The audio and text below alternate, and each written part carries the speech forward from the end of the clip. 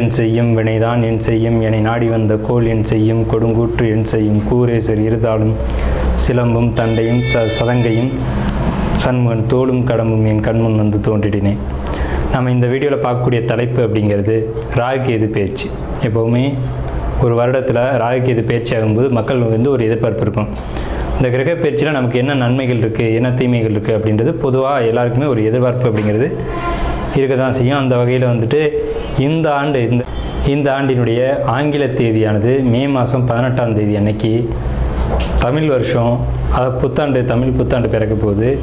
தமிழ் புத்தாண்டு விஸ்வாசு வருடம் 13ஆம் தேதி, சித்திரை 13ஆம் தேதி, அதாவது சித்திரை மாதத்துக்கு விஸ்வாச வருடத்தினுடைய முதல் மாதமான சித்திரை மாதத்தினுடைய 13ஆம் தேதி மாலை மணி 5:25க்கு. இது சரியான டைம் பார்த்திங்கன்னா ராகு காலம். இது ஞாயிற்றுக்கிழமை அன்றைக்கி இந்த ராகு பயிற்சியானது நடக்குது. இந்த ஞாயிற்றுக்கிழமை 4 to 6 எப்போவுமே ராகு காலம் அப்படின்ற காலம் வந்து பஞ்சாங்கத்தில் குறிக்கப்பட்டிருக்கு. இந்த ராகு காலத்தில் தான் இந்த ராகு பகவான் பயிற்சி ஆகிறார்.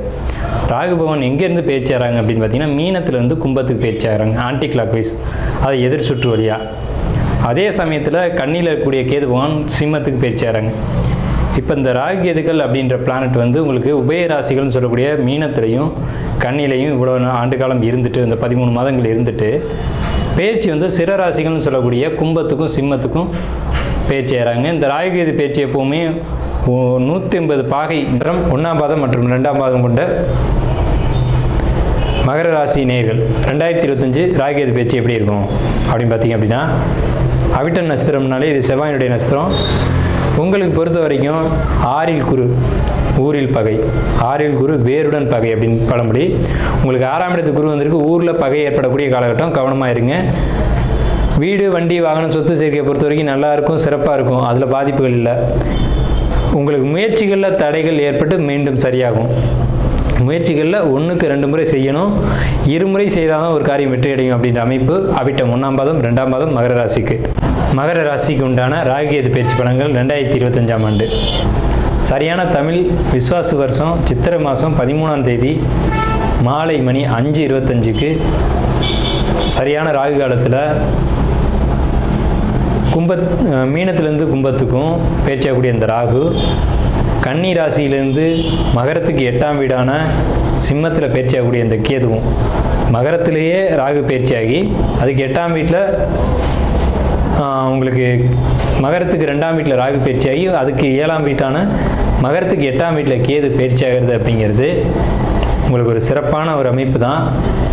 இது என்ன வகையில் லாபத்தை கொடுக்கும், என்ன வகையில் யோகத்தை கொடுக்கும், என்ன பாதிப்புகளை கொடுக்கும் அப்படின்றத நம்ம டீட்டெயிலாக பார்த்தலாம். மகரத்துக்கு 2ஆம் வீட்டு ராகு, 8ஆம் வீட்டு கேது.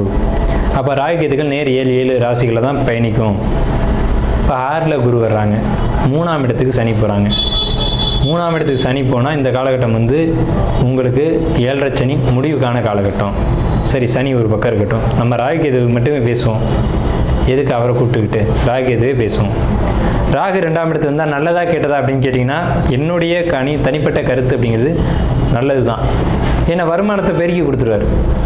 இது வரைக்கும் இழக்கிறதுக்கு எதுவுமே இல்லைன்ற கட்டம், இனி இழப்பதற்கு ஒன்றும் இல்லைன்னு 0 அப்படின்ற இடத்துல இருந்து நீங்கள் வருமானத்தை பிரம்மாண்டமாக பார்க்கக்கூடிய காலகட்டம். தொழில் செஞ்சு ஒரு வேலைக்கு போய் வருமானத்தை ஈட்டக்கூடிய காலகட்டம் எதுனா இந்த 18 மாதம்னு சொல்லக்கூடிய 1.5 வருஷ காலகட்டம் தான் உங்களுக்கு பிரம்மாண்டமாக வருமானம் வரும். 8ஆம் இடத்துக்கு எது தெளிவான ஞானத்தையும் அறிவையும் கொடுக்கும். அதே நேரத்தில் 6ஆம் இடத்துக்கு குரு, 6இல் குரு ஊரில் பகை வேருடன் பகை அப்படின்னு பேர். ஸோ அப்படி நெகட்டிவாக நடந்துருமா அப்படின்னு கேட்டால் கண்டிப்பாக இல்லை. உங்கள் ராசிக்கு 12ஆம் வீட்டு அதிபதியான தனுசு வீட்டை குரு அவரே பார்க்குறாரு. ஸோ இந்த அமைப்பு 6இல் குருன்ற கான்செப்ட் எடுபடாது. சரி, உங்கள் ராசிக்கு 2ஆம் வீட்டை குரு பார்க்குறாருல, உங்கள் ராசிக்கு 10ஆம் வீட்டை குரு பார்க்குறாருல, இதையும் கவனிக்கணுமா இல்லையா? அப்போ 10ஆம் வீட்டை குரு பார்த்து, 12ஆம் வீட்டை குரு பார்த்து, 2ஆம் வீட்டை குரு பார்த்தா இந்த யோகம் யாருக்கு கிடைக்கும் அவ்வளோ ஈஸியாக? மகரத்துக்கு இந்த அற்புதமான காலகட்டம். என்னென்ன வகையில் யோகம்? 10ஆம் வீடுன்ற தொழிலுக்கு யோகம், 2ஆம் வீடுன்ற வருமானத்துக்கு யோகம், ராசிக்கு 12ஆம் வீடுன்ற அயன சயன போகங்களுக்கு யோகம். நிம்மதியான தூக்கத்தை கொடுக்கும், தேவையற்ற அலைச்சல்களை குறைக்கும். ஒரு அலைச்சல் மூலமாக ஒரு விஷயம் இருந்தாலும் அதன் மூலமாக ஆதாயத்தையும் வருமானத்தையும் நிச்சயமாக அந்த காலகட்டத்தில் உங்களுக்கு குரு பகவான் கொடுப்பார். அப்படிங்கிறதுல ஒரு மாற்று கருத்துக்கு இடமில்லை. இந்த சமயத்தில் தான் உங்களுக்கு எல்லா விதமான ஒரு தெளிவும் கிடைக்கும். இவ்வளோ நாள் ஒரு குழப்பத்திலே இருந்திருப்பீங்க. இந்த ராகு கேது பயிற்சியில் தான் ஒரு தெளிவு கிடைக்கும். ஏன்னு கேட்டிங்கன்னா 8ஆம் வீட்டுக்கு கேது பகவான் வந்துட்டாலே ஒரு மனிதனுக்கு ஆன்மீக ஞானத்தை கொடுத்துருவார். கோயிலாக சுத்த வச்சுருவார். கோயில்கள் எதுக்காக உருவாக்கப்பட்டது அப்படின்னு கேட்டிங்கன்னா ஒரு மனிதன் தன்னை உணர்வதற்கும் தன்னுடைய விதிப்பயனை உணர்வதற்கும் தான் இறைவன் கோயில்களை அமைக்க வச்சுருக்காங்க. ஸோ கோயில்களுக்கு போகும்போது ஆட்டோமேட்டிக்காக ஒரு மனிதனுக்கு பாசிட்டிவ் எனர்ஜி கிரியேட் ஆகும். அப்போ ஒரு குடும்பத்தில் சுபகாரியம், குடும்பம்ன்றது 2ஆம் இடம், அங்கே குரு பார்த்து ராகு இருக்க குடும்பத்தில் எழுதி வச்சுக்கோங்க, பெரிய அளவில் சுப நிகழ்ச்சிகள் நடக்கிறது உறுதி. அது மகர ராசிக்காரங்களாக இருக்கலாம், அல்லது மகர ராசியில் குடும்பத்தில் இருக்க ஒருத்தருக்காக இருக்கலாம். மகர ராசியினுடைய யோகம் அந்த குடும்பத்துக்கும் பேசும். யாரேனும் ஒருத்தருக்கு பிரம்மாண்டமாக ஃபங்க்ஷன் குடும்பத்தில் நடக்கும். அது காது குத்தாக இருக்கலாம், அல்லது திருமணமாக இருக்கலாம், அல்லது கிரகப்பிரவேசமாக இருக்கலாம். இந்த மாதிரி சுப நிகழ்ச்சிகள் நடத்தக்கூடிய காலகட்டம், சுபமாக சந்தோஷமாக இருக்கக்கூடிய காலகட்டம் எது அப்படின்னா இந்த மகர ராசிக்கு ராகு கேது பயிற்சியாகக்கூடிய இந்த 18 மாத காலகட்டங்கள் தான். அப்படிங்கிறதுல மாற்றுக்கிறதுக்கு இடமில்லை. ஸோ குடும்பத்தில் மகிழ்ச்சி, சந்தோஷம், வீட்டுக்கு போனால் ஒரு நிம்மதியான சூழல், கணவன் மனைவி ஒற்றுமை, காதலன் காதலி ஒற்றுமை, தந்தை மகன் ஒற்றுமை, தாய் மகன் மகள் ஒற்றுமை அப்படிங்கிறது இந்த 18 மாத காலகட்டத்தில் தான். புதிய சொத்து சேர்க்கைக்கான காலகட்டம், புதிய வாகனங்கள் வாங்குறதுக்கான காலகட்டம் மகர ராசிக்கு இந்த 1.5 ஆண்டு காலகட்டம் தான். சார் நான் ஒரு காரியம் எடுத்தேன், 5 வருஷம் பிரேக் ஆகிடுச்சு, என்ன சார் பண்ணுறது? கரெக்டாக பார்த்தீங்கன்னா இந்த மே மாதம் அந்த காரியம் திருப்பி ஸ்டார்ட் ஆக ஆரம்பிச்சிடும். எப்படி? அப்போ தானே ராகு கேது பயிற்சி ஆகிறாங்க.